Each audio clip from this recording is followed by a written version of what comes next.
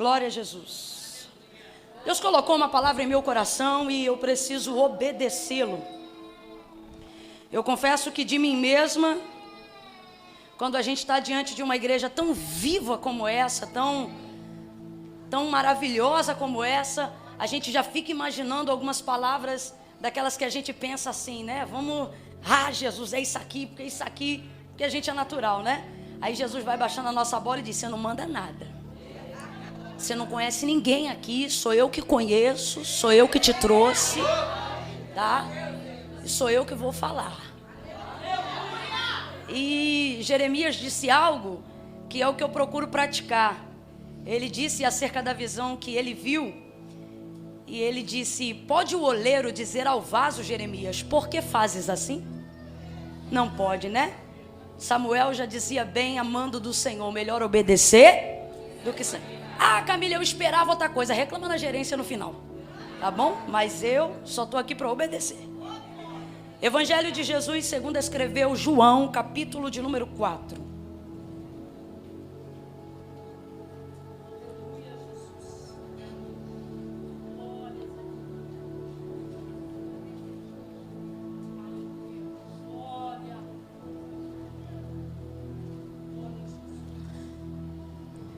De vez em quando eu vou precisar beber um pouco d'água.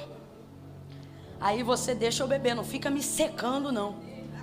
Tá? Eu vou beber e você mostra que esse culto é para Deus e continua adorando Ele normalmente. Tá bom? Deixa eu ver se você entendeu. Mas também não pode me iludir que eu não sei beber assim de um gole e engasgar. Enquanto eu estiver bebendo, você adora o Senhor. Amém. Glória a Jesus. João capítulo de número 4. Quem achou, diga amém. Amém. Maravilha, diz assim o texto sagrado, verso 1 em diante. Quando os fariseus ouviram que Jesus fazia e batizava mais discípulos do que João, se bem que Jesus mesmo não os batizava, mas sim os seus discípulos, ele deixou a Judéia e voltou outra vez para a Galiléia, e era-lhe necessário passar por Samaria. Chegou, pois, a uma cidade samaritana chamada Sicar, perto das terras que Jacó dera a seu filho José, e estava ali a fonte de Jacó. Jesus, cansado da viagem, assentou-se junto à fonte, e era quase a hora sexta. Nisto veio uma mulher samaritana tirar água. Jesus lhe disse, dá-me de beber. Seus discípulos haviam ido à cidade para comprar comida. E disse-lhe a mulher samaritana, como sendo tu judeu, pede de beber a mim, que sou mulher samaritana? Pois os judeus não se davam com os samaritanos. E respondeu-lhe Jesus, se tu conheceras o dom de Deus e quem é o que te pede, dá-me de beber, era tu que lhe pedirias e ele te daria água viva. Disse então a mulher, Senhor, tu não tens com que tirá-la e o poço é fundo, onde pois tens água viva? És tu maior do que nosso pai Jacó, que nos deu o poço, do qual ele próprio bebeu e bem assim os seus filhos e o seu gado? E respondendo Jesus disse, todo aquele que beber desta água tornará a ter sede, mas aquele que beber da água que eu lhe der, nunca mais terá sede. Pelo contrário, a água que eu lhe der, se fará nele uma fonte de água que jorra para a vida eterna. Somente até aqui você diga amém por essa palavra. Glória a Deus. Glória a Deus. Glória a Deus. Oh, aleluia. Aleluia. Aleluia. Esse texto, ele é um texto muito conhecido. E a narrativa do contexto dele, a todos nós que estamos aqui e recebemos em Cristo o direito de sermos chamados filhos, direitos de adoção, a gente tem uma afinidade enorme com esse texto, né? Porque é exatamente assim que nós nos sentimos E é exatamente assim que nós nos sentiríamos se Cristo não tivesse feito toda a obra que foi feita no Calvário. Textos como esse, como Mateus capítulo 15, por exemplo, sobre a mulher samaritana, que aponta os gentis ou os gentílicos, fazem a gente entender o tamanho da bondade e da misericórdia de Deus, né? Nós vemos Jesus agindo em causas urgentes, das quais, a despeito do protocolo, pessoas não podiam esperar. E o que nós, na verdade, chamamos de exceção, nada mais é do que um exercício estendido da misericórdia de Deus sobre a vida dessas pessoas. A mulher samaritana, por exemplo, é uma mulher rechaçada dentro daquela sociedade, independente de já ter tido outros maridos, ou estar agora com um, como o texto vai dar continuidade, que estava com ela, mas não era dela. Só o fato de ser samaritana já colocava ela em posição de desvantagem dentro daquela sociedade, porque judeus não se relacionavam com samaritanos. Na verdade, tinha até um pouco de relacionamento, sim. O que esse nível de relacionamento só prejudicava qualquer área emocional do samaritano, porque pior do que você ser rechaçado é você saber que você está sendo usado. E o sentimento, na verdade, que o samaritano tinha diante do judeu era esse. Por quê? Porque o relacionamento, na verdade, não era um corte completo. Era um corte completo, destituído no que tange a emoção, irmandade, comunhão, mas não era um corte completo no que tange a negócio, no que tange a comércio. Por exemplo, se um judeu tivesse necessidade de comercializar alguma coisa a nível de lucro, ele poderia fazer isso com um samaritano, mas jamais assentar-se-ia ao redor da mesa com essa pessoa. Ou seja, não exerce absolutamente comunhão nenhuma, mas tem um exercício de uso e desuso, o que faz essa pessoa se sentir muito pior. Por exemplo, quando Jesus passa pela região portuária de Tiro e Sidom, aonde traz libertação para a filha da mulher cananeia. Tiro e Sidom é uma região extremamente comercial, portuária, onde chegam todos os estrangeiros. Por isso acredita-se que a mulher, apesar de estar no encalço de Jesus alguns dias, já morava ali há algum tempo, porque era o lugar onde ela se sentia um pouco mais confortável. Aí você diz: Camila, judeu não passa ali? Judeu passa ali, judeu comercializa ali, mas não estabelece nenhum tipo de relação que venha ter nada além do tratado relacionado a negócio. Isso faz a pessoa ter essa noção de uso e desuso, ou seja, eu só sirvo para algo desde que eu me submeta à compra, à venda, à troca, a negócio. E assim se baseava essa relação. Agora você precisa entender que o judeu não faz isso porque se sente uma casta superior ao samaritano, porque o samaritano também tem o sangue do hebreu correndo na sua veia. O problema, na verdade, é que os samaritanos tinham culpa no cartório para receberem esse tipo de tratamento dos judeus. Veja bem, eu não estou dizendo que apoio o comportamento dos judeus e de ninguém sobre destratar qualquer pessoa por qualquer diferença que seja. Não é isto que eu estou dizendo, mas se a gente for colocar numa mesa os prós e os contras de quem começou, de quem terminou e de quem errou, os samaritanos rapidamente teriam a sua culpa revelada. Tanto é que quando Jesus prepara-se para promover salvação na vida da samaritana naquele encontro, ele diz o que para ela quando ela pergunta onde é que se deve pedir perdão, no templo ou no monte? Aí Jesus explica para ela: tu sabes que a salvação vem dos judeus. Jesus está dizendo: você sabe onde está o templo legítimo da adoração? Porque na verdade, durante a conversa, quando ela percebe que está diante de um profeta e imediatamente pergunta onde se deve adorar, a gente lê adorar no grego, mas não tem nada a ver com essa visão ocidental nossa, de vir para culto, de levantar a mão, de dar glória a Deus e aleluia. Tem a ver com o que a pastora falou hoje aqui na hora da adoração. A adoração lá não tem a ver com o que você vai sentir, tem a ver com o quanto você vai levar, entregar. Então quando ela diz, na verdade, em João capítulo 4, quando ele revela que Jesus, falando da situação dela, tu tens um marido que não é teu, e ela percebe que está diante da revelação de um fato que era oculto e sente necessidade de confessar, porque a Bíblia diz: aquele que confessa e deixa alcança misericórdia. Então ela quer pedir perdão. Então quando ela diz aonde é que se deve adorar, o que ela está dizendo é: aonde eu levo oferta para a expiação desse pecado que acabou de ser exposto. É isso que ela está dizendo. Como eu faço para ser perdoada? Então, Jesus vai dizer para ela: tu sabes que a salvação vem dos judeus. Por que Jesus usa esse termo, gente? Porque o problema do samaritano é que quando ele errou por ter se prostituído diante de ídolos constituídos por mãos de homens, e por ter miscigenado a sua raça, se submetendo a julgo desigual, quebrando a lei mosaica, foram destituídos da parte da herança de toda, estão no mapa geográfico da bênção de Deus, mas por causa da sua condição, foram destituídos e tratados como cães pelos judeus. Por quê? Porque erraram. Por quê? Porque pecaram. Porque debocharam da lei e dos seus princípios.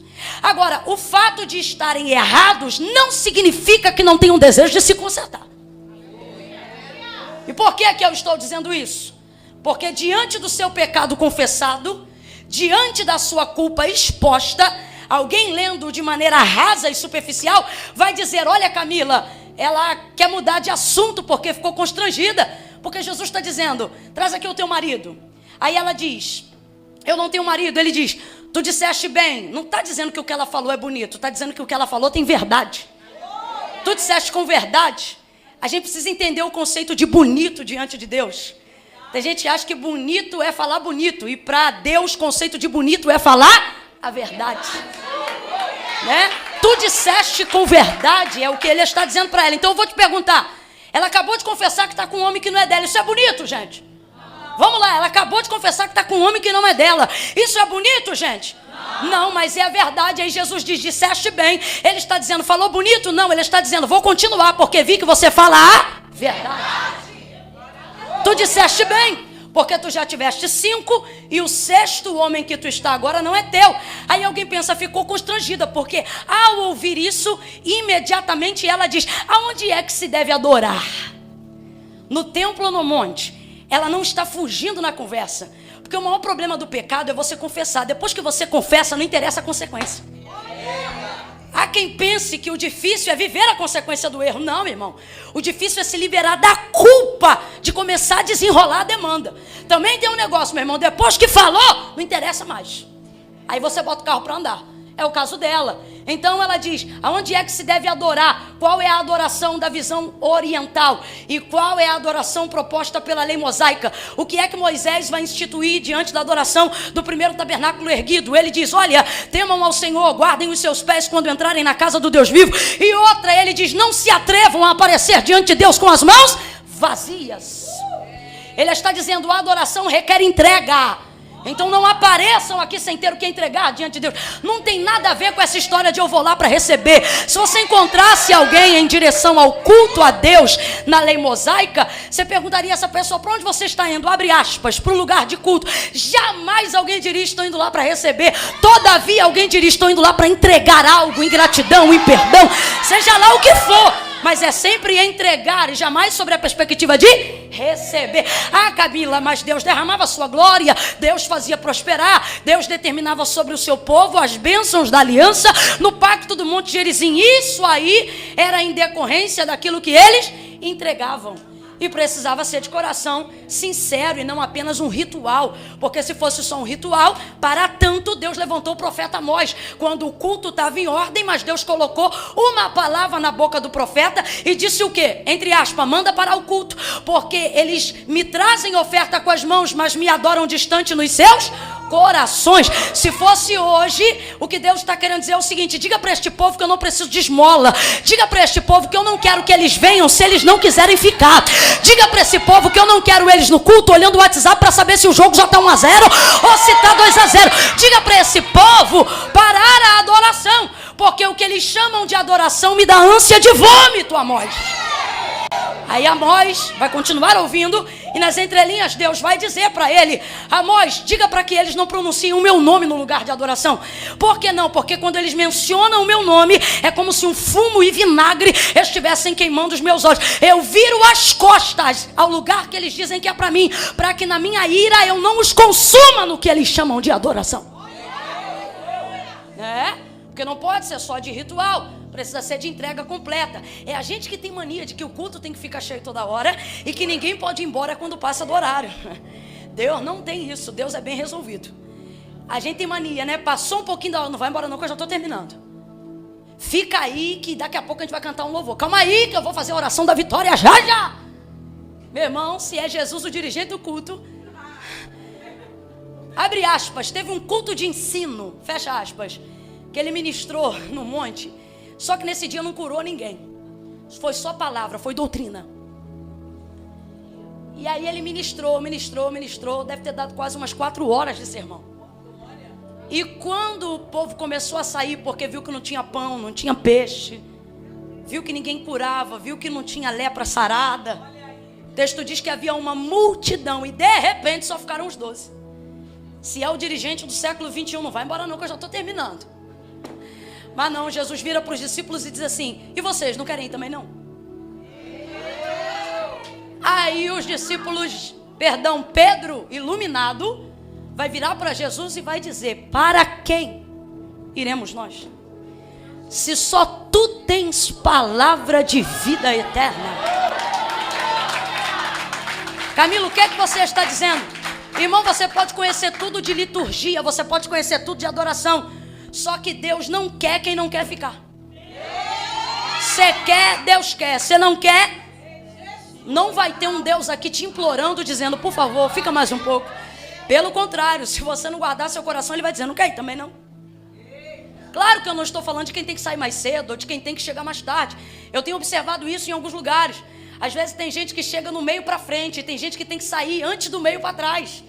E aí eu digo: Deus, um dia eu digo: Deus, olha o outro aí, às vezes tem que sair para trabalhar, qualquer coisa. Aí eu digo: tadinho, Deus ofereceu meio culto. Aí Deus disse: mas foi de coração inteiro. Aí às vezes tem outro que oferece as horas todas, mas só consegue dar meio coração. Porque Deus avalia as intenções. Então esta mulher sabe que o lugar de adoração é o lugar de rendição, é o lugar para pedir perdão. Ela não está fugindo da conversa e nem fingindo que não pecou quando pergunta onde é que se deve adorar. Pelo contrário, entendendo a cultura da época, o que esta mulher está dizendo é: ok, já que meu pecado foi confessado, aonde eu levo oferta para expiação deste pecado? Aí Jesus vai dizer para ela: tu sabes. Isso não é ironia, isso é realidade. Jesus está dizendo: você está fazendo uma pergunta para ter certeza, mas a resposta você já sabe. E ele diz: tu sabes que a salvação vem dos judeus.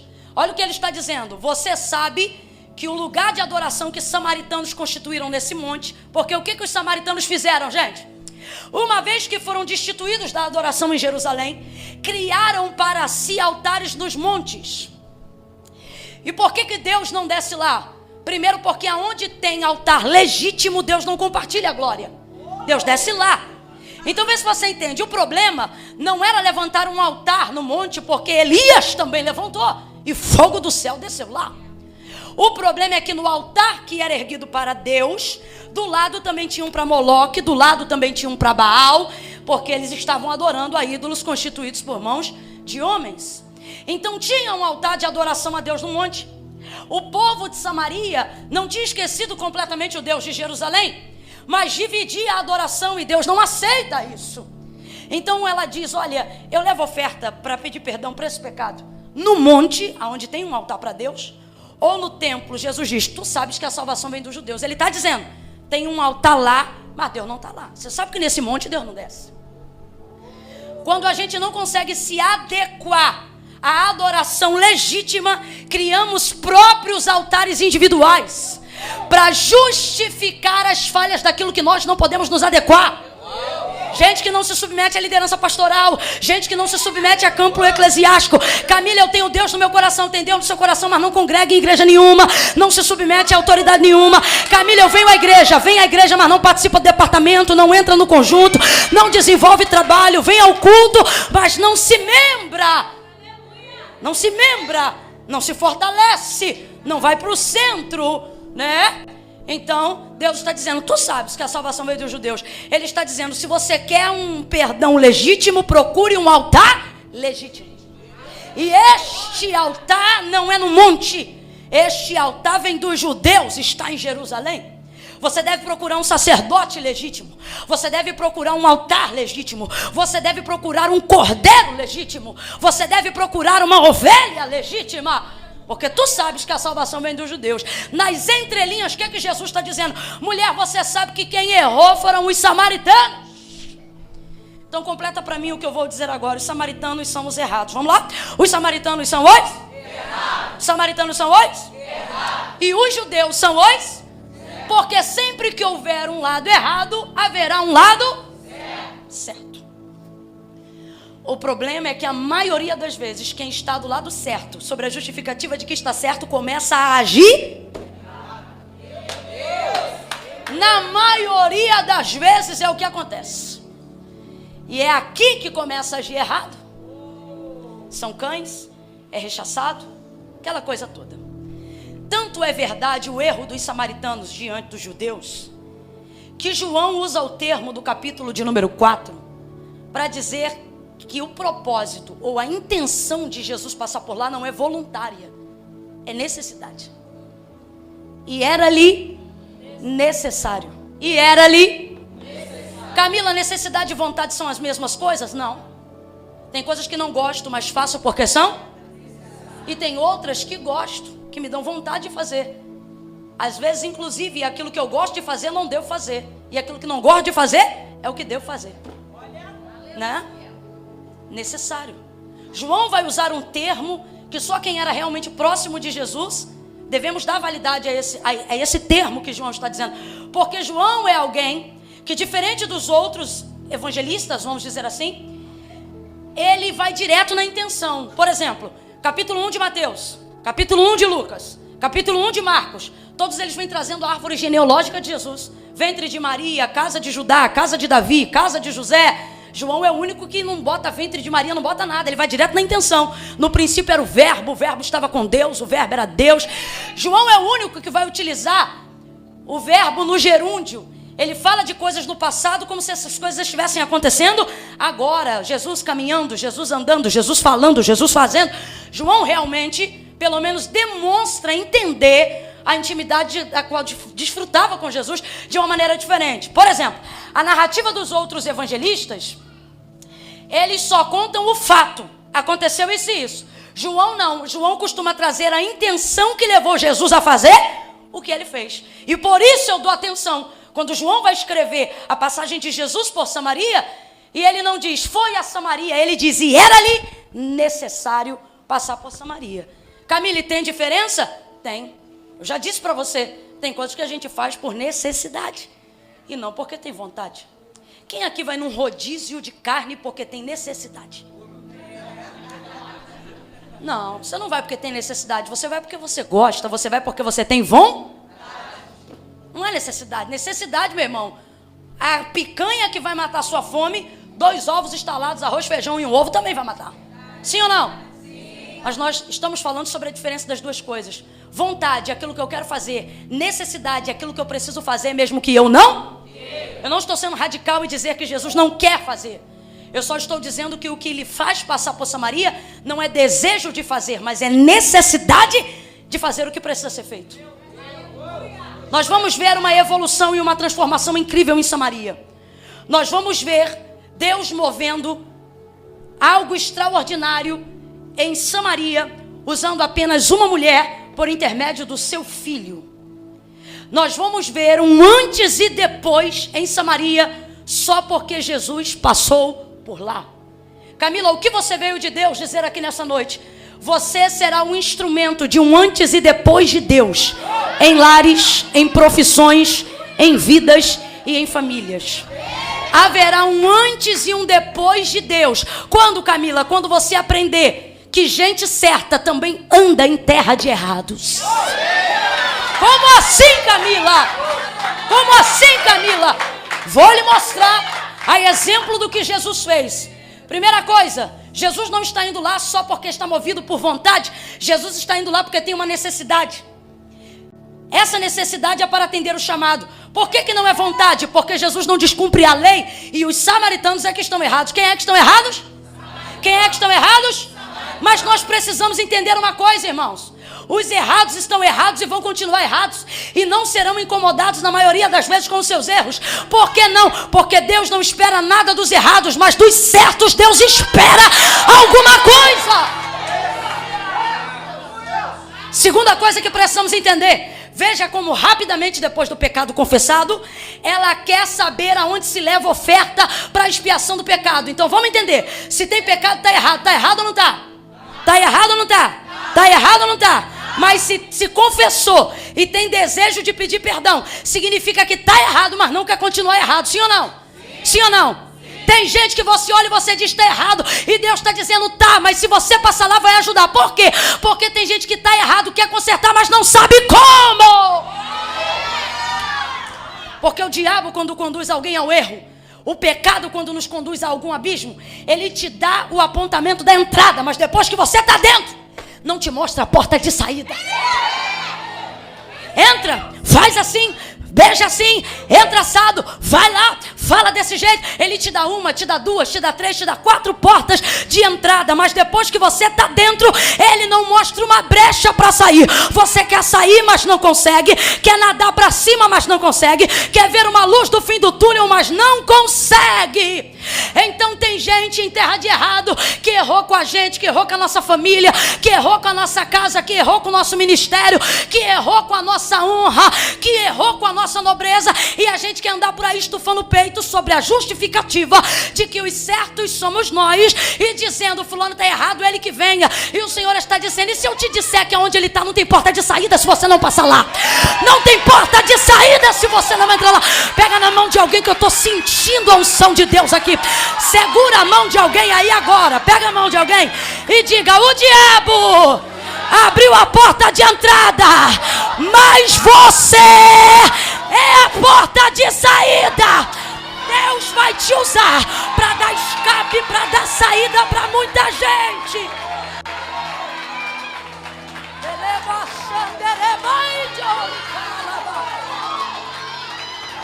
Eu vou contar de 1 a 3.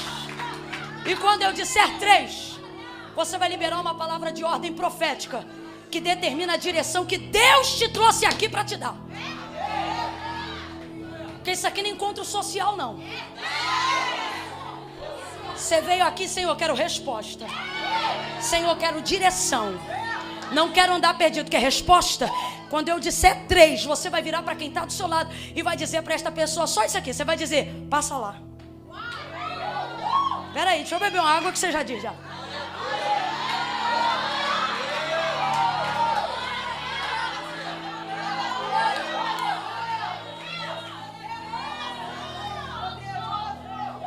Quando eu disser 3, você vai dizer: passa lá.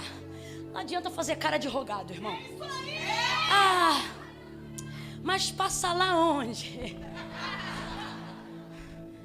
Passa lá na casa daquele pai que tu não fala há 10 anos. Camila, ele nem é crente, mas ele que errou. Pois é, mas o crente da casa é você. Passa lá. Você vai passar lá. Camila, mas foi ela que vacilou comigo. Mas Deus vai criar estratégias e eu vou te dizer por quê. Quando eu disser 3, você vai dizer: passa lá. É 1, é 2, é 3, vai! Passa lá, mas passa logo. Passa lá, mas passa depressa. Porque do errado que você espera vir até você para te pedir perdão, dele Deus não espera nada. Mas de você Deus está esperando alguma coisa já há um bom tempo. Vou lhe falar algo interessante, eu pelo menos acho. Jesus não tem absolutamente nada a ver com a briga entre samaritanos e judeus. Nada a ver. Só que Jesus não se omite diante do que está acontecendo. Jesus tem um negócio que eu amo. O que, Camila? Jesus não sabe ser neutro. E deixa eu lhe falar uma coisa. Tem muita gente perdendo a autoridade profética, via profética, unção profética, porque pensa que o cristianismo é trazer de nós uma posição neutra. Tô careca eu não fico, cabeluda, de ouvir gente dizendo: Camila, política, religião, não sei o que lá, não se discute. Não se discute porque você não quer? Ou porque você não tem argumento? Porque o que Paulo disse foi: quando vocês forem questionados acerca de qual é a razão da vossa fé, ele não disse corre para casa, ele disse estejam prontos. Para quê? Para argumentar, para falar. Crente não briga, crente explica. E fala. E diz, mas por que você adora? Aonde está escrito na Bíblia? Tem que saber, está escrito em tal. Não, só quer saber Salmo 23, a página amarela dentro de casa. Aí depois vem com um papo de que não se discute? É isso aí, gente. Não é o que a Bíblia diz acerca dela mesma. Procura apresentar-te ao Senhor teu Deus como obreiro bem aprovado, que maneja bem a espada ou a palavra da verdade, que maneja bem. Sabe como o diabo vai tentar Jesus no deserto? Usando palavra. Por pelo menos 3 vezes ele chega para Jesus e diz, está escrito. E Jesus responde, também está escrito. Aí ele diz, mas está escrito. Aí Jesus diz, mas também está escrito. O Senhor está dizendo para alguém, você sabe de alguma coisa, mas está faltando o também, saber um pouco mais. Porque o mundo usa isso. Então veja bem, os samaritanos estão errados, os judeus estão certos. Jesus não tem nada a ver com essa briga diretamente. Muito antes de Jesus ir ao ventre de Maria, essa briga já existia. Então essa briga já existia antes dele.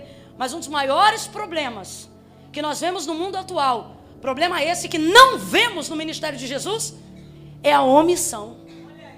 Quantas pessoas, irmãos, perdendo de Deus autoridade, força, domínio, governo, poder de solução diante de uma circunstância e de uma situação, simplesmente porque ficam penduradas na bengala do eu não vou me meter, eu não vou falar, eu não vou entrar. Eu vou falar um negócio para você, filho. Já ouviu falar de 2 homens, filhos do sacerdote Eli, chamado Ofni e Finéias? Eles eram filhos de um sacerdote, um se chamava Ofni e o outro se chamava Finéias. Ministravam na casa nos dias de Samuel.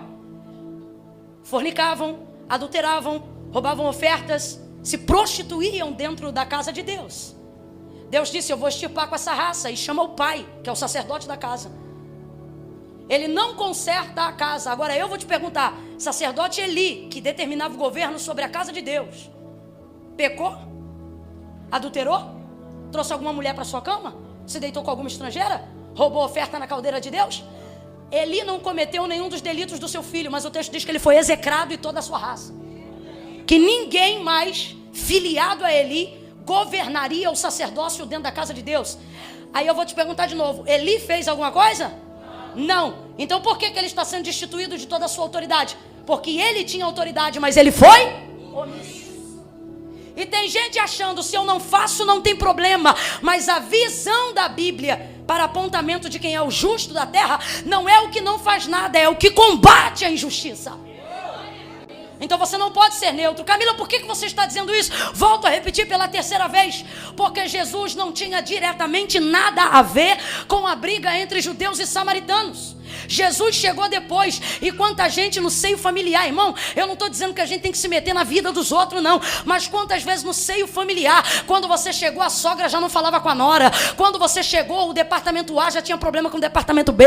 Quando você chegou, o pastor X já não falava com o pastor Y. E você fica ali sentado omisso, não ora, não reage, não apazigua, não aconselha, não jejua, não pede de Deus uma direção sobre a justificativa. Quando eu cheguei já estava assim. Quando eu cheguei, a filha já não falava com o pai. Quando eu cheguei, o genro já não se dava com a sogra. Quando eu cheguei, a filha já não falava com a mãe. Quando eu cheguei, o irmão já não falava com o irmão. Do teu lado, no teu povo, na tua herança, no meio de ti, Deus te trouxe hoje aqui para te dizer, não interessa quem começou, quando eu te dei a chave para terminar. Quando eu colocar na sua mão a autoridade para terminar uma situação, você não pode fingir que esse problema não existe. A fulana, não se mete não, que isso é problema antigo. Minha filha, eu não vou me meter em nada, eu não sou o problema, eu sou a solução. Eu não vou ignorar o que está acontecendo. Deus está me mandando dizer isso diretamente a alguém. Até quando você ignorará o que está acontecendo? Eu não estou dizendo que situações assim são resolvidas da noite para o dia. Mas você não pode se acomodar numa mesa onde todo mundo come junto, mas ninguém fala com ninguém, e achar que isso é normal.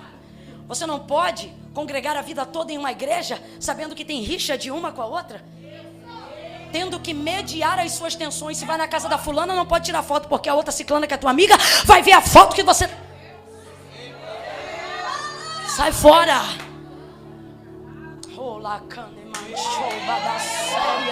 Irmãos, isso aqui é altamente profético. Isto é altamente profético. Olhe para quem está do seu lado e diga: eu não sei quem começou, mas eu sei quem vai terminar. Eu sei, é você. É você. Esse Natal será diferente. Esse ano novo será diferente. Vai ser diferente. Pegue na mão de alguém e diga: vai ser diferente. Vai ser diferente. Vai ser diferente.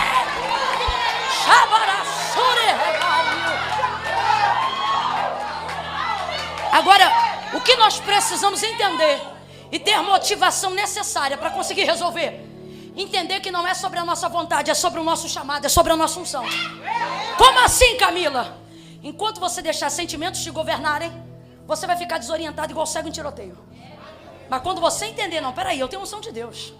Não, calma aí, eu tenho um chamado de Deus. Não, peraí, irmão, o mais grosso modo possível. Quando você entender: não, peraí, eu sou crente. Não é porque eu quero, é porque eu tenho que fazer o que precisa ser feito. Pessoas que me procuram para dizer: como eu faço para perdoar isso? Eu digo: vá perdoando todo dia, até que tudo seja perdoado. Você vai perdoando hoje, você perdoa amanhã. Quando sentir raiva na terça-feira, perdoa de novo. E quando acordar irado na quinta, aí eu perdoo de novo. E sexta-feira, miserável, eu digo: mas tá bom, tá perdoado, tá perdoado. Vá perdoando todos os dias, até que tudo seja perdoado. Jesus está dizendo: alguém hoje aqui, não me importa o tamanho da confusão, eu só preciso de um. Você diz: Camila, mas esse problema é hereditário. Isso aí é anos. E o pastor fulano de tal já era assim com o outro. Menina, quando tu não era nascida, isso já existia. E mas fulano é assim mesmo. Não fala com Beltrano, o pai dele era assim, a mãe dele era... Não, pode ser o pai, pode ser o tio, pode ser quem quiser. Pode ser quem quiser. Não me interessa. A Bíblia diz que o pecado que destruiu o mundo inteiro e destituiu o homem da glória de Deus entrou por um. E quando Deus decidiu tirar tudo, falou: vou precisar de um exército? Ele disse: não. A quem enviarei? Quem há de ir por nós? Fez-se silêncio. E o filho veio: pai, eu vou. Tá ótimo, porque eu só preciso de... Aí o autor da carta aos Hebreus vai dizer: o pecado entrou no mundo por e saiu por... Deus só precisa de um. Deus só precisa de um. Deus só precisa de um. Faça o que tem que ser feito. Faça o que tem que ser feito. O texto diz que ele sai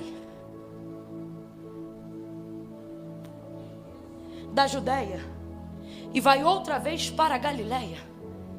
Saiu da Judeia, foi para a Galileia. Veja. Judeia, para ir para a Galileia. Agora presta atenção, que eu vou te mostrar como que é esse trajeto geograficamente falando.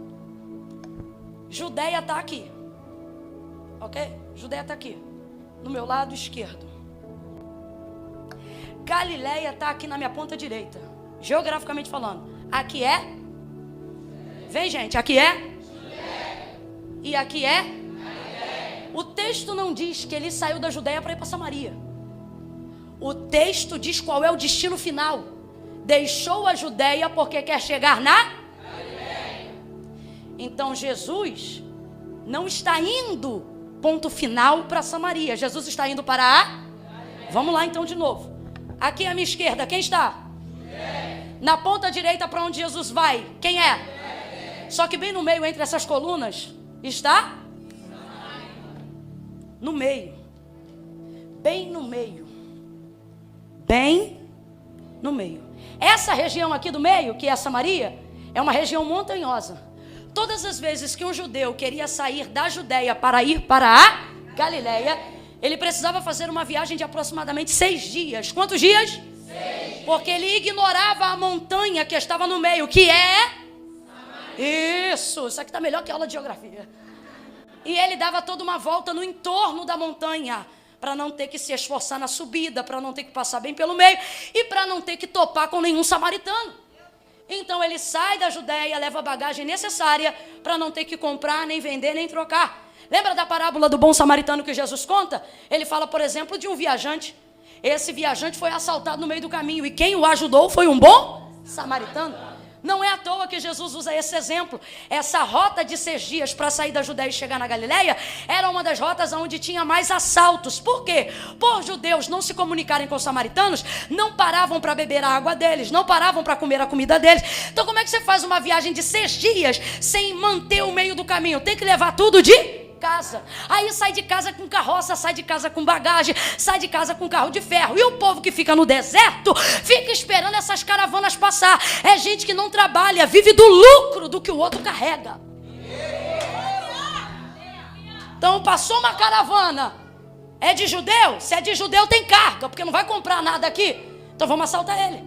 Então os judeus, muitas vezes na trajetória da Judeia para Galileia, eram assaltados no meio do caminho. Eram assaltados no meio do caminho. Por quê? Porque para ignorar Samaria, tinham que fazer uma viagem de quantos dias? 6. Quem lembra quantos dias? 6. E se tornavam alvo fácil de quem vivia do lucro da carga. Já entendeu? Deus está dizendo, enquanto você viver para ignorar o que está acontecendo, você vai andar pesado. E ao invés de dar lucro para a glória de Deus, você vai viver dando lucro para o inferno. E Deus não te chamou para carregar nada que venha dar lucro para o inferno. Agora vamos ver a diferença de Jesus? Jesus vai levar bagagem de 6 dias? Não, por isso João diz, era-lhe necessário passar por... Quando ele chega em Samaria, o povo vai comprar comida na cidade. Que cidade se eles estão em Sicar? Na cidade de Samaria. Então Jesus não está disposto a levar carga na raça. No cronograma de viagem, Jesus sabe, não é tão confortável assim passar pela terra dos errados. Não é fácil olhar para a cara de quem mentiu para mim. Não é fácil estar diante de quem zombou da minha fé. Não é fácil amar de novo quem me traiu. Não é fácil trazer para perto quem me queria longe. Não é fácil pisar na casa de alguém que não me queria lá. Só que Jesus já decidiu. Não vou fazer viagem de 6 dias. Não vou dar lucro para assaltante no caminho. Vou fazer em 3 dias. Para fazer em 3 dias, vai ter que comprar comida lá, vai ter que beber água lá. Está disposto? Estou. Porque sobre a minha caminhada com Deus, eu não faço só o que eu quero. Eu faço o que eu preciso fazer. Na minha caminhada com Deus, eu não faço só o que eu quero. Eu faço o que eu preciso fazer. Eu vou falar de novo. Na minha caminhada com Deus, eu não faço só o que eu quero. Eu faço o que eu preciso fazer. E era-lhe necessário beber água lá, parar lá, comprar comida lá. Jesus tem um propósito nisso? Tem. Jesus tem um propósito nisso. Mas ele vai fazer o que precisa ser feito. Então, ao invés de dar um entorno na volta de Samaria, Jesus vai passar bem pelo meio. Eu pedi para você dizer para quem está do seu lado, passa lá. Agora eu vou pedir para acrescentar. Você vai dizer, passa lá e passa bem no meio. Tá bom? Diga de novo aí, passa lá e passa bem no meio.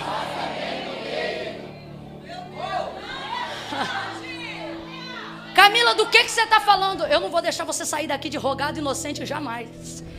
Deus está dizendo a alguém, a tua Samaria tem nome. Eu sei qual é a área que te incomoda, qual é o assunto que você não quer tocar, qual é a área do trauma de quem te feriu. Eu não, mas o Espírito Santo que está aqui está dizendo, eu conheço a tua Samaria paterna, conheço a tua Samaria materna. Eu conheço o que entrou bem no meio, mas tem uma coisa que a gente precisa, 2 coisas que a gente precisa aprender sobre o significado do que está no meio. Completa para mim para eu saber que você está comigo. Sobre o significado daquilo que está no meio. Você tem que entender nessa noite por que o meio não deve ser ignorado. Vamos lembrar de novo. Jesus não está saindo da Galileia porque quer ir para Samaria. Jesus está saindo da Judeia, porque quer ir para a Galileia. E Samaria está bem no meio. Se ele ignora o meio, tem que levar carga. Se ele ignora o meio, tem chance de não completar a viagem. Se ele ignora o meio, mas completa a viagem, chega, mas chega cansado. Chega, mas não pode trabalhar. Chega, mas não pode fazer a obra de seu pai. Isso tudo no meio. Ou melhor, se ignora o meio. Mas por que ele não ignora o meio? Porque o destino, ou a rota mais curta entre 2 pontos, chama-se linha reta. Crente tem que aprender a andar em linha reta. Não é só porque é crente. Tem que aprender a andar em linha reta, porque retidão fala de justiça, fala de princípio, fala de integridade. Jesus vai passar bem pelo meio. Agora, por que eu não posso ignorar o meio? Porque meu destino final não é o meio. Eu não estou saindo da Judéia porque eu quero chegar no meio. Eu estou saindo da Judéia porque eu quero chegar na... Presta atenção no que eu vou lhe dizer. Judéia é extremo sul. Eu disse que Judéia é extremo sul.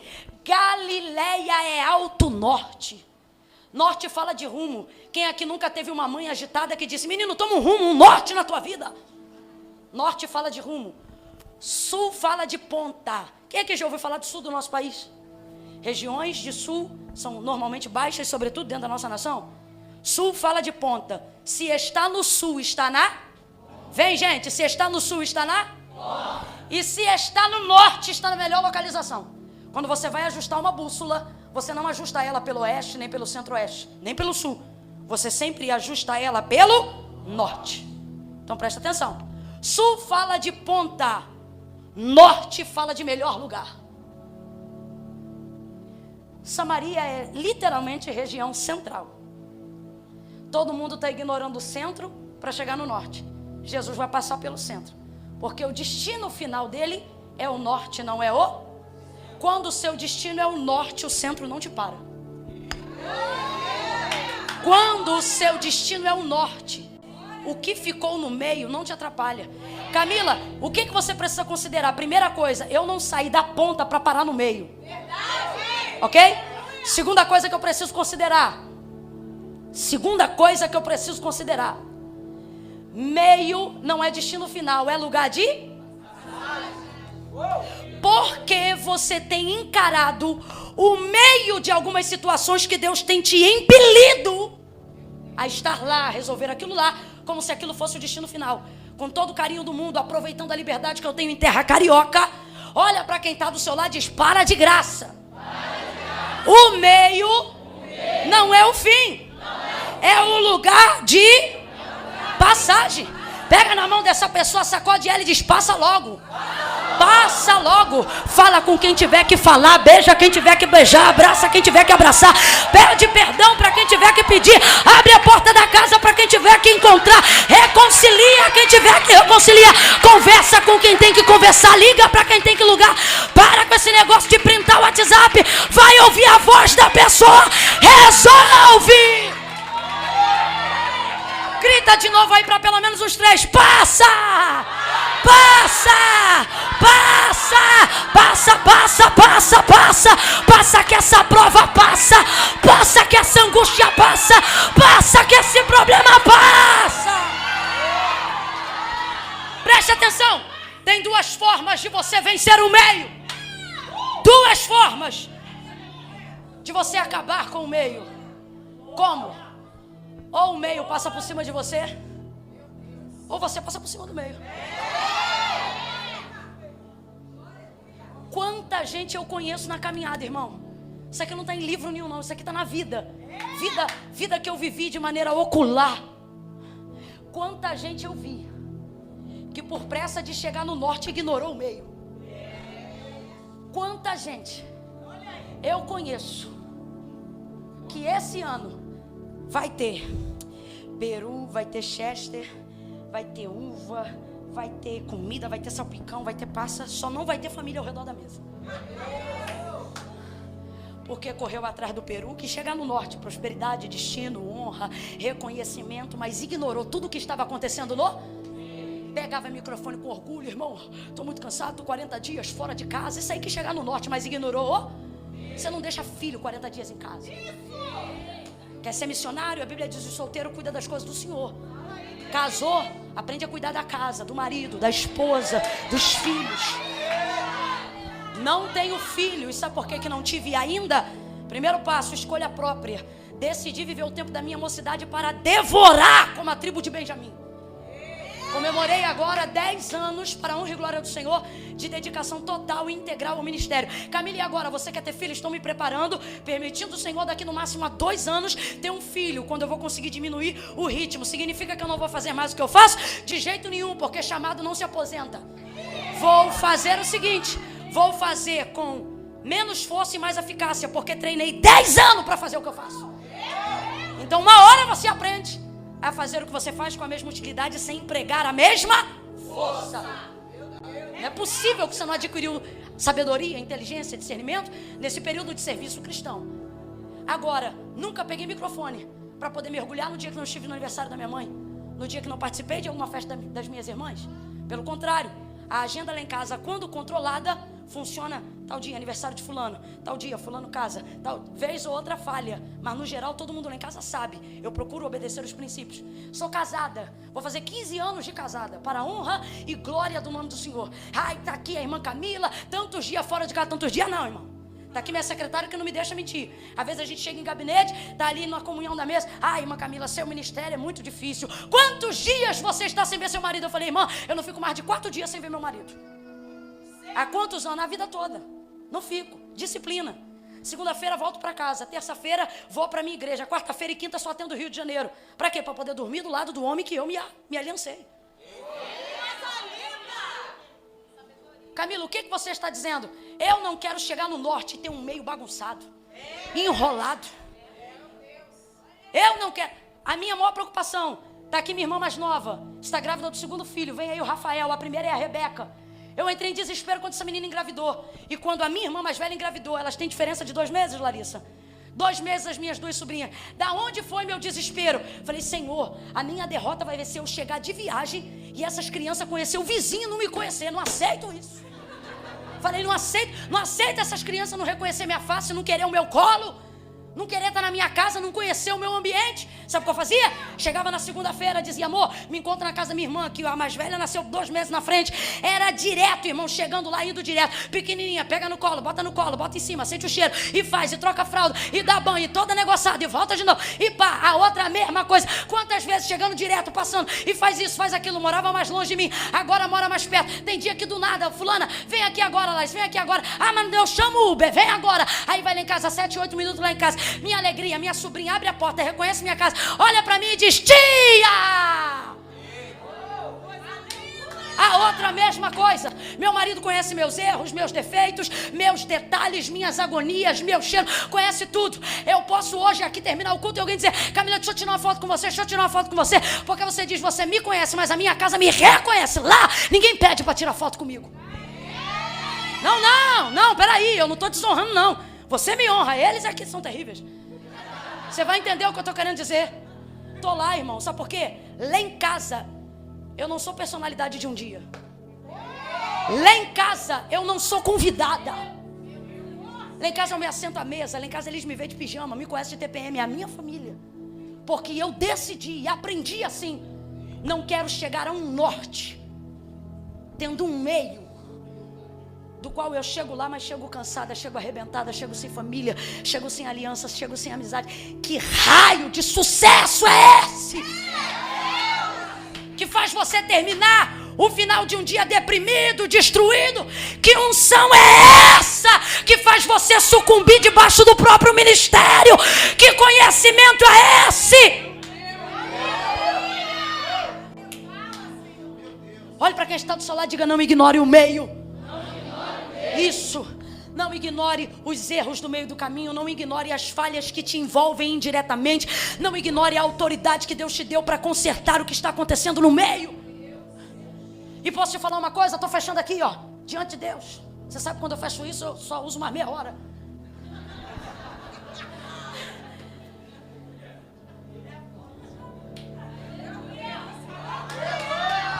Dá glória, mãe, que o sono sai. Dá glória, mulher, que o sono sai.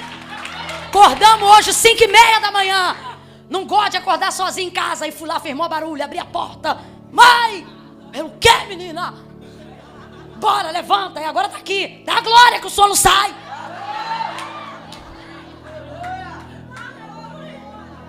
Aí escuta. Jesus só vai passar, o texto diz, e era lhe necessário?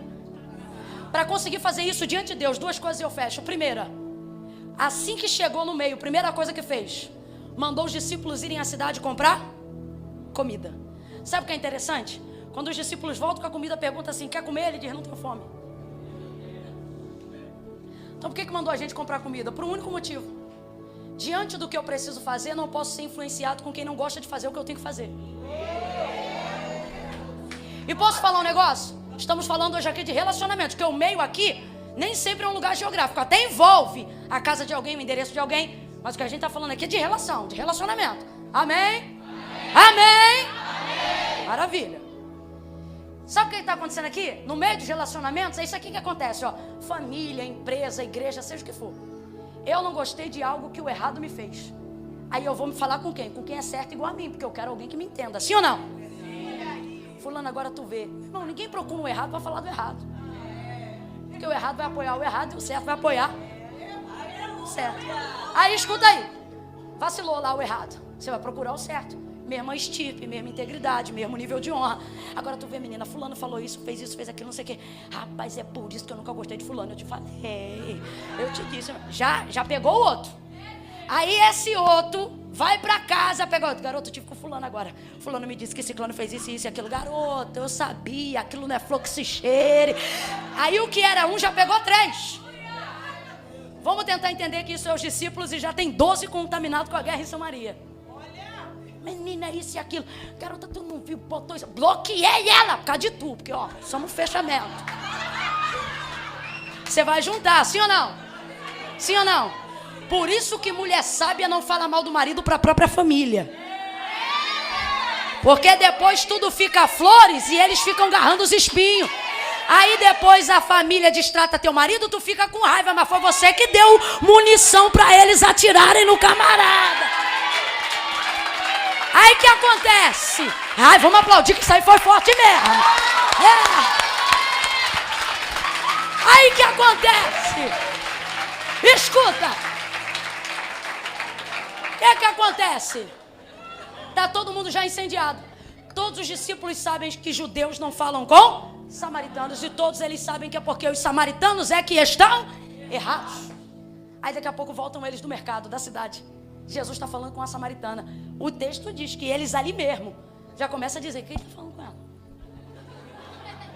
O que será que ele está dizendo ali? Não se aproximam porque estão vendo que é particular. Não tem problema se alguém chegar enquanto você estiver fazendo. O problema é se alguém te influenciar antes de você fazer. Então, Camilo, o que você está dizendo? Quando você sabe o que você tem que fazer, você não pede conselho. Filha, quando você sabe que você tem que fazer um gabinete, você não pergunta para os outros, você tem que fazer. Você vai lá, liga e diz: eu preciso fazer um gabinete. Amigos são influenciados. Relacionamentos têm o poder de influenciar e de serem influenciados. Então, dependendo do que você tem que fazer, se você jogar para conselho, vai dar ruim. Camila, então o que eu faço? Manda ir para o shopping. Manda ir comprar comida. Sai da reta e vai fazer o que você tem que fazer. Porque isso aqui não é sobre votação se eu devo fazer.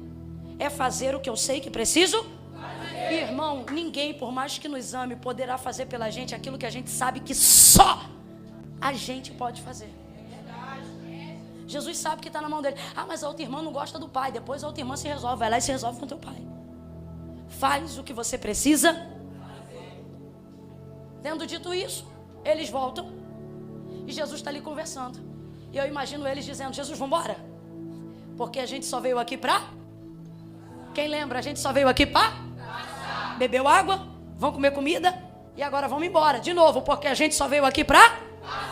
Só que já teve diálogo com a samaritana. E a samaritana já se mostrou um instrumento poderoso.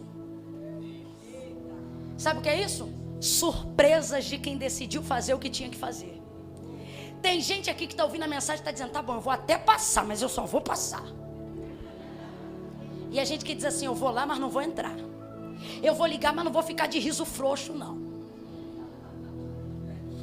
Eu, influenciada por gente que já fez mal à minha mãe, depois de ter sido o perdão liberado, cheguei para minha mãe e disse: mãe, não quero você de riso frouxo com fulano, não. Estou eu lá no lugar, combinado, mãe? Ela: tá certo, combinado. Quando chego no lugar, tá minha mãe.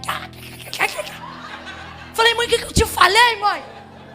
Menino, eu não consigo. Esses dias mesmo eu pensei assim: já vou ter uma conversa com a minha mãe.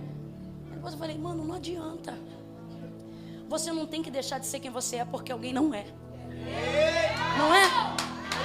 Aí, veja bem, eles só iam passar. E tem gente aqui que está assim: se é para pedir perdão, então eu vou pedir.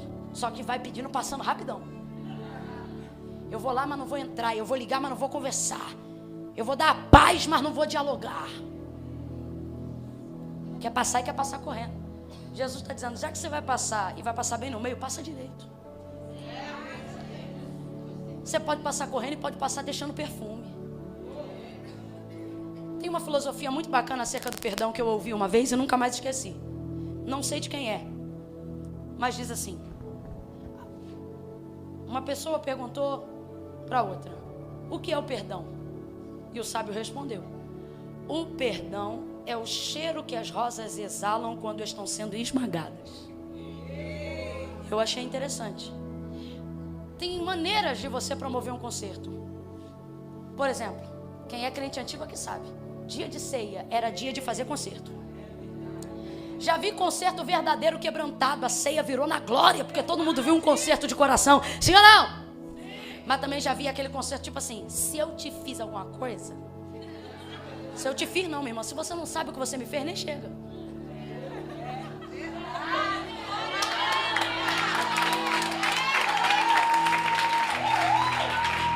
Peraí que eu vou te falar. Tem gente agora, enquanto eu tô pregando, que tá dizendo assim, Camila, mas fulano é sequelado, eu não fiz mesmo, eu sei que tem as sequelado e o sequelado. Só que vê se você entende, você de fato não fez, mas a pessoa se sentiu. Então o que você faz? Se eu te fiz não, fulano, eu percebi que desde o dia X ou Y, alguma coisa do que eu fiz te deixou assim, e por isso, ora, eu não estou percebendo? Ah, Camila, é inveja, não interessa, eu fui um instrumento indireto. Então por isto, eu quero te pedir perdão. Mais legal é quando o outro está todo errado, do outro lado dizer assim, está perdoado. É nessa hora que você vê se você vai fluir com o seu ministério, com a sua vida. Porque aí você diz amém, obrigado, e ainda abraça, perdoa. Tem gente aqui que está programando, depois dessa mensagem, eu vou na casa de fulano assim, mas vou falar com ela do portão. O Senhor está dizendo, você vai passar e vai passar direito, ela vai te chamar para entrar, tu vai entrar. Ela vai coar o café, tu vai sentar. Agora olha o que acontece, Jesus só ia vem pra gente terminar, Jesus só ia? Só ia? Só que a conversa rendeu. A mulher se arrependeu. E ainda disse para ele, peraí que eu vou ali e já volto. Foi para o meio da cidade e disse, vinde e vede, se não é este o profeta enviado de Deus, que me disse todas as coisas que eu faço. Aí você diz que todas as coisas que eu faço, ora, ele é profeta, revelou a minha vida, todo mundo foi lá ver. Por quê? A vida dessa mulher é errada, então esse cara é profeta. Porque normalmente quem está no erro acha que ninguém sabe, mas todo mundo já sabe. Todo mundo foi. Aí Samaria inteira vai para perto do poço. Aí Jesus, o texto é claro e diz o quê? Diz que quando eles chegam lá e ouvem Jesus falar, eles dizem assim, primeiro viemos porque tu chamou, mas agora estamos aqui por causa dele. E ali ficam, aí a conversa rende. Aí eles acabam bebendo água ali, comendo ali, desenvolvendo relacionamento ali. Eu imagino os discípulos dizendo, vamos levantar acampamento, vamos embora que já está tarde. E aí os samaritanos disseram, fica porque já se faz tarde. Você diz assim, eu não vou me envolver de novo. Você diz assim, eu não vou confiar de novo. Olha para quem está do teu lado e diz, já está envolvido. Quando você diz isso, você já está envolvido. Eu costumo dizer que foi inspiração dos samaritanos a música antiga que diz, fica, Senhor, já se faz tarde, tens meu coração para pousar, faz em mim morar da permanente. Fica, Senhor, meu Salvador. Porque eles disseram, Senhor, já está muito tarde para o Senhor ir agora. Eles gostaram tanto da companhia de Jesus. E o Jesus que só ia passar. Você sabe que ele se move de compaixão rapidinho. Ele diz assim, vou matar. Aí a pessoa diz assim, eu estou arrependido. Ele diz, vem meu filho, vem cá meu filho. Porque sua ira dura só um momento, mas o seu amor se estende de geração em geração. E as suas misericórdias se renovam a cada... Você é igualzinho. Você diz, porque fulana, porque não sei o que. Você bate o pé em lugares e diz, nunca mais eu piso aqui. Aí 7 dias depois Jesus diz, falou cedo demais, quero você lá de novo.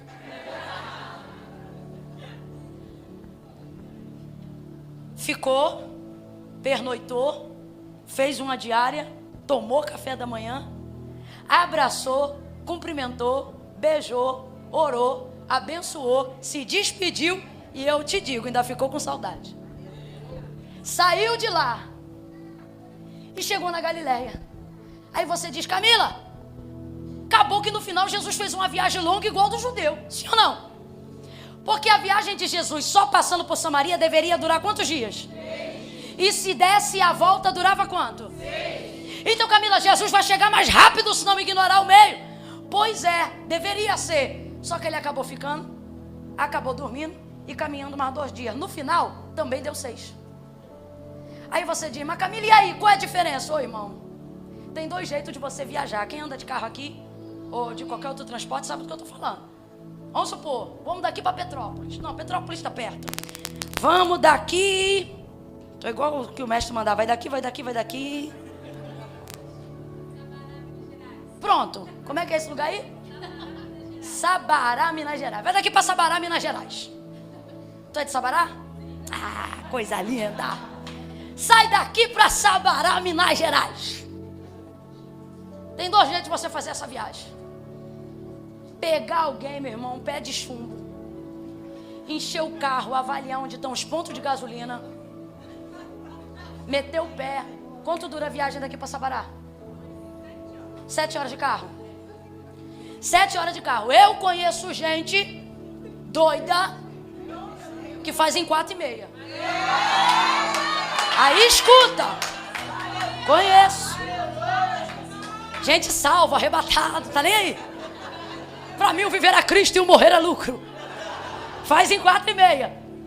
Conheço gente. Aí vai lá. Um jeito de fazer. É um jeito, presta atenção, gente. Isso é normal. Não entenda isso no pé da letra. Tem viagem aí que eu já entro desafiando os irmãos. Raquel sabe disso. Eu digo, irmão, o senhor é roda presa?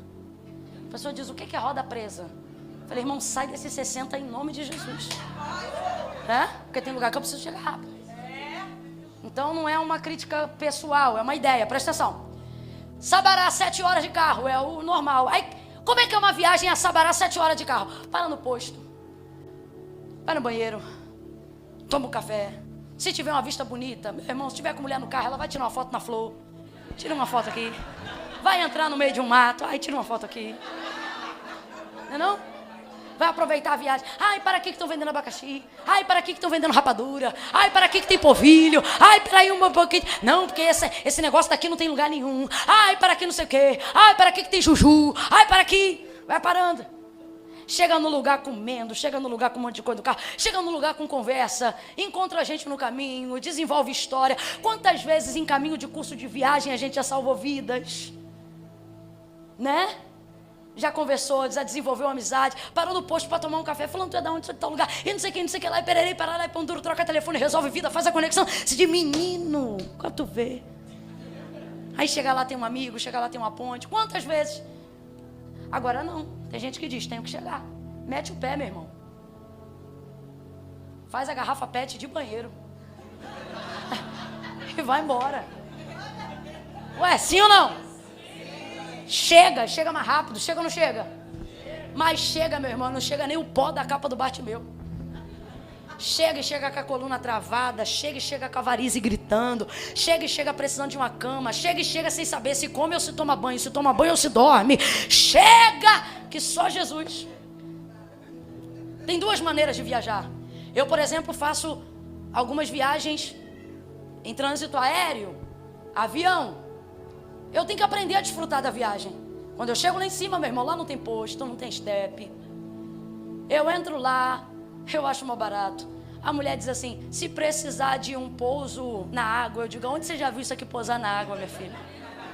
É um jeito de dizer, olha, se isso cair na água. Aí, não é não? Aí ela diz, olha, aqui tem uma saída de emergência, aqui tem uma saída de emergência, aqui tem um banheiro, aqui tem não sei o quê. Ela te conta toda a desgraça que pode acontecer no voo. Mas ela diz assim, abra a janela, aperte o cinto e aproveite a viagem. Aí eu tô lá em cima, filhão. Eu tenho que chegar para ministrar, eu tenho contato com as pessoas. Eu preciso estar de bem com o coração, com a mente, em espírito e em verdade. Vou eu me atribular pensando se vou morrer ou não? Meu irmão, eu entro lá, Senhor, minha vida está nas tuas mãos. E toda vez ou outra, Senhor, nas tuas mãos entrego o meu espírito. E durmo, descanso, aperto o cinto. aperta o cinto, tem hora que chacoalha, tu ouve um da frente gritando, o de trás fazendo sinal da cruz. Eu meto meu lenço na cara, porque eu durmo de boca aberta e tem uma galera que conhece a gente que vai lá, tira a foto e marca a gente no Instagram. Então eu durmo com o lenço na cara, ninguém me vê. Eu entro ali, meu irmão, estado de hibernação. Ali eu fico, eu desfruto a viagem. Sabe por quê? Eu não posso fazer acerca dessa viagem absolutamente nada. Então eu vou fazer aquilo que eu posso fazer da melhor maneira possível. Eu vou descansado, eu vou de boa, moça, quer água? Quero. Quando vem a menina lá da Azul, olha, tem bolinho, tem polvilho, tem pão, não sei o que, eu digo um de cada. Ela vai lá me dar um de cada. Aí ainda tem outra zoiuda ali, que tá do lado do pai do Miguel, que é um menino de 7 anos. Ela diz, pega a bala pro Miguel. Eu digo, moça, me dá bala aí. Ainda pego a bala, levo pro Miguel. Eu tenho que aproveitar. Deus está dizendo, quando você tem um trajeto a fazer, isso lhe será imposto. Agora, a maneira como você o fará, isso será opcional. Quem está entendendo isso, diga amém. Você pode fazer o mesmo trajeto que alguém está fazendo, mas isso não determina que você chegará na mesma condição que alguém chegou. Está entendendo? Tem gente que está ignorando o meio e chega, mas chega como eu preguei aqui. Chega sem família, chega sem destino, chega sem amigo, chega sem rumo, chega sem direção, chega acabado, chega cansado, chega moído, chega quase desviado do propósito. Eu tenho dito isso para as pessoas. Gênesis 12, Deus chama Abraão para fazer uma viagem. Qual é a viagem? Conhecer Canaã e dar a ele a terra. Abraão, sai da tua terra, da tua parentela e vai para a terra que eu te mostrarei. Deus está chamando Abraão para conhecer uma terra. Agora, quando aparece para ele em Gênesis 12, eu te pergunto, Deus diz para ele aonde é Canaã? Não, Deus diz, vou te dar uma terra. Fala qual? Porque Deus não está chamando Abraão para dar Canaã, está chamando ele para fazer uma viagem e saber se ele vai fazer e aprender a caminhar do jeito certo. Quem está entendendo, diga amém. Olha para quem está do seu lado e diz, passa logo, passa no meio e passa direito. Fica de pé do teu lugar em nome de Jesus. Oh, aleluia.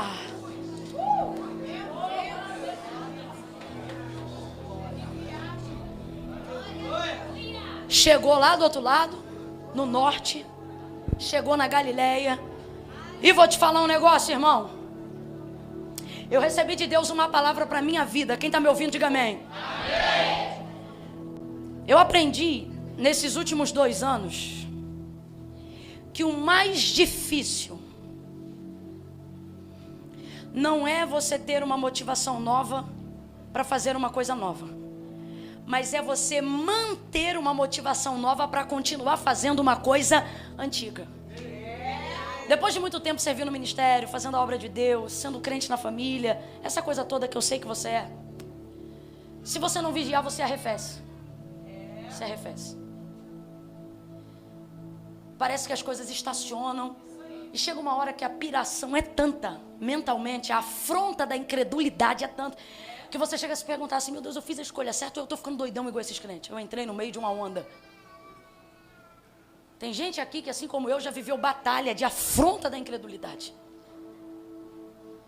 E aí você diz, Senhor, você começa a querer fazer outras coisas.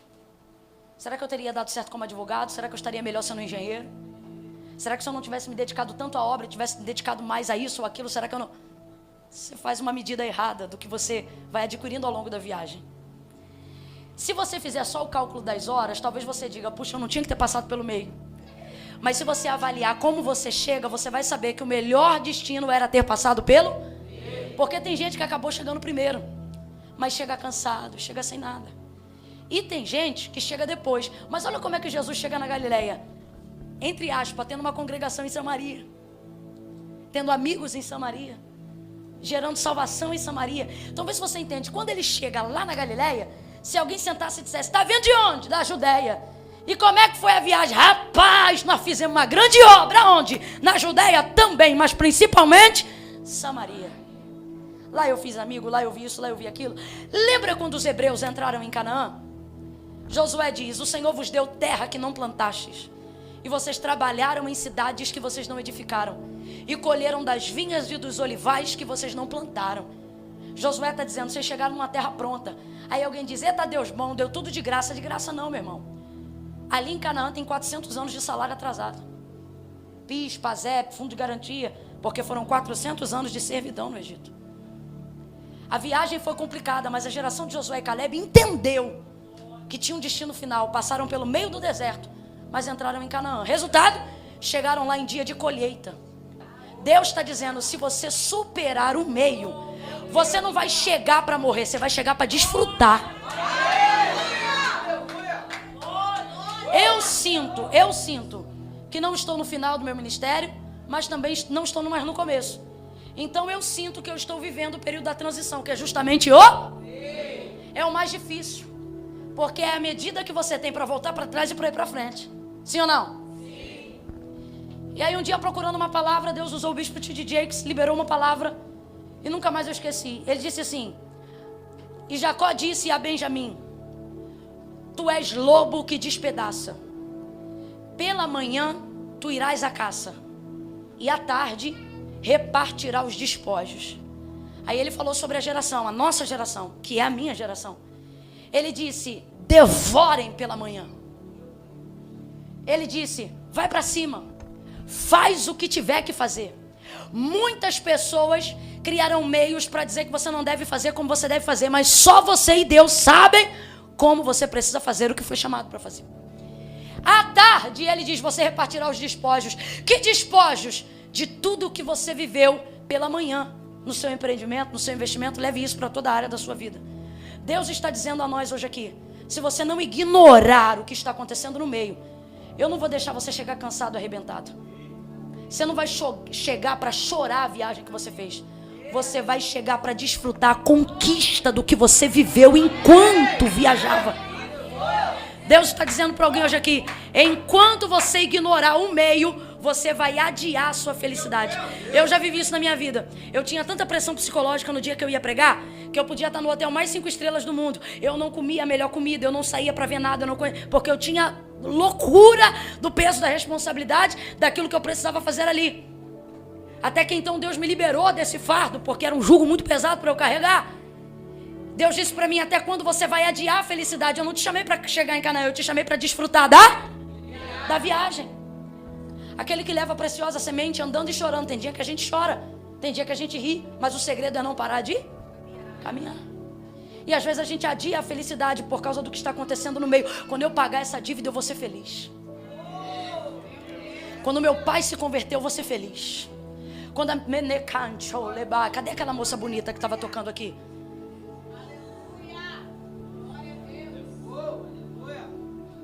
Cadê? Tem mais alguém para tocar aqui? Bota um pedestal aqui que eu vou tocar aqui. Meu sonho, mas não é verdade. Bota. Pega aí alguém. E aí você diz: quando meu marido se converteu, eu vou ser feliz. Quando meu filho voltar para Jesus, eu vou ser feliz. Quem é esse filho? Esse filho é quem está no meio. Esse marido é quem está no meio. Essa dívida está no meio. E o Senhor está dizendo: filho, esse meio não é seu destino final. Sua felicidade não se resume a isso. Você não vai morar em Samaria, você só vai